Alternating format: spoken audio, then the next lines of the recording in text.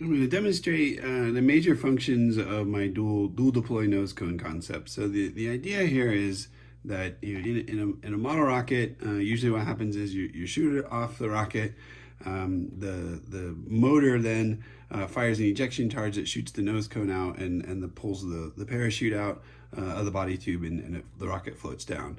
One of the things I've done is I've flown some experiments where I use a two-piece nose cone, and so in this case what happens is when the parachute or streamer rides in the nose cone, and when it gets ejected, then it falls into two pieces, and the parachute deploys. So that helps protect the parachute or the streamer and moves the weight forward. So it seems to work. The problem is if you're flying really high and the parachute deploys at apogee, it can float a long distance away. So you can end up losing your rocket if you can't see it, or if the wind blows it or whatever. So a common technique that the high power rockets use is dual deploy, which is you just deploy some sort of small shooter streamer and then you just deploy a larger one later. And so I'm trying to bring that down to a low power scenario.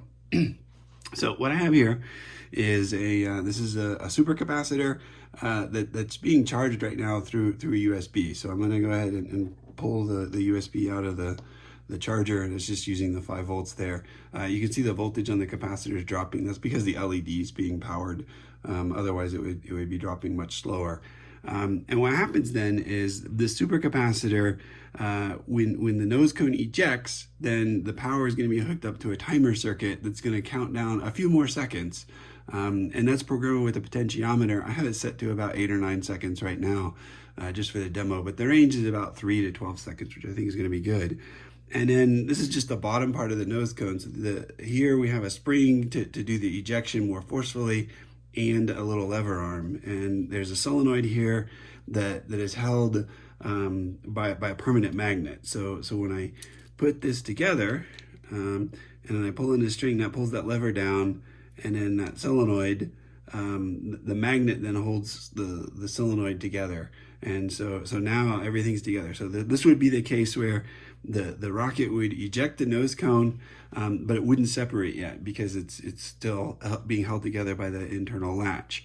And when it gets ejected, then the power gets applied to the supercapacitor, or the power in the supercapacitor gets applied to the timing circuit.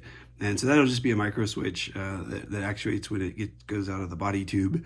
And here I'm just gonna go ahead and put the power in. So you can see that LED lit, again, kind of a debug thing, and it's counting down. So now the rocket would be falling with the nose cone out under streamer.